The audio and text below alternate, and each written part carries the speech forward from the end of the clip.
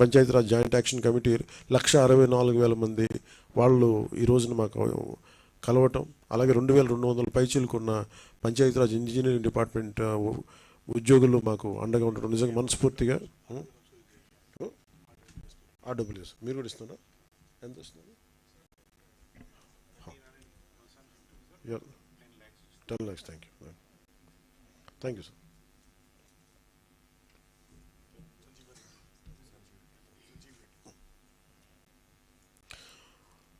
అలాగే rural water supply సంబంధించి సంజీవ్ రెడ్డి గారి ఆధ్వర్యంలో ఈ దాదాపు 1300 పనిచేస్తారు. సో వాళ్ళ అసోసియేషన్ నుంచి కూడా దాదాపు 10 లక్షల రూపాయలు ఈ ముఖ్యమంత్రి గారి సహాయ నిధికి ఇవ్వడం కమిట్ అవ్వడం జరిగింది. అందరం కలిసి ముఖ్యమంత్రి గారు సమయం తీసుకొని వారికి ఆ డబ్బులు అందజేస్తాం.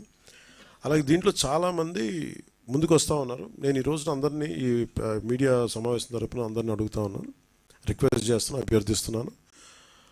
నాకు వీళ్ళందరినీ చూస్తే నాకు ఒకటే అనిపించింది, దాదాపు 386 పంచాయతీలు, 386 పంచాయత్స్ దెబ్బతిన్నాయి.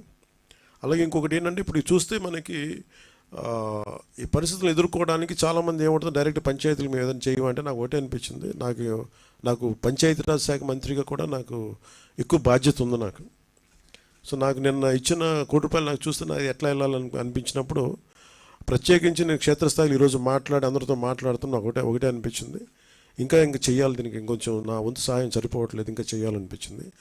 సో దాదాపు 400 పంచాయతీలు అనుకుంటే నేను ఒక్కొక్క పంచాయతీకి వ్యక్తిగతంగా నా తరపు నుంచి ₹1,00,000 డైరెక్ట్ పంచాయతీకి వెళ్ళేలాగా ఎలాగ ఉండాలి అనేది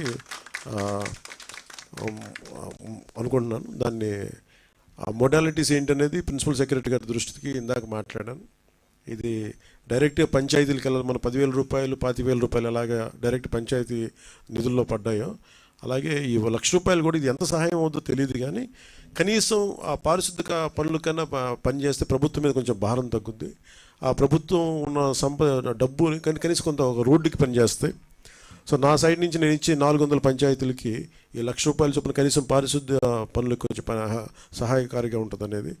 అలాగే మా ఉద్యోగులందరూ కూడా, మా పంచాయతీరాజ్ ఉద్యోగులందరూ కూడా, RWS ఉద్యోగులు, అలాగే PWD అందరూ కూడా వచ్చి ఈ రోజున మాకు నిలబడింది మనస్ఫూర్తిగా ధన్యవాదాలు తెలుపుకుంటూ, అలాగే మన పక్క రాష్ట్రం, మన సోదర రాష్ట్రమైన తెలంగాణకు కూడా నేను ₹1,00,000 నిధిని నేను విరాళంగా ప్రకటిస్తున్నాను.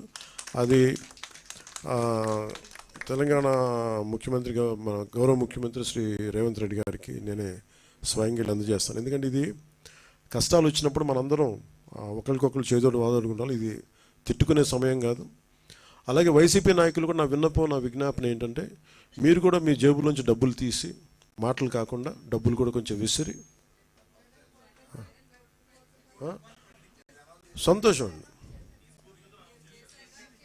అంటే ఎవరు స్ఫూర్తి చేసినా పర్లేదు సార్, ఆయన చేసినా నేను చేసిన అట్లా కాదు. కానీ నా ఉద్దేశం ఏంటంటే, ఈ సమయంలో పిచ్చి మాటల కంటే కూడా బాధ్యతతో ఉన్న పనులు చాలా మంచిగా చేస్తాయి.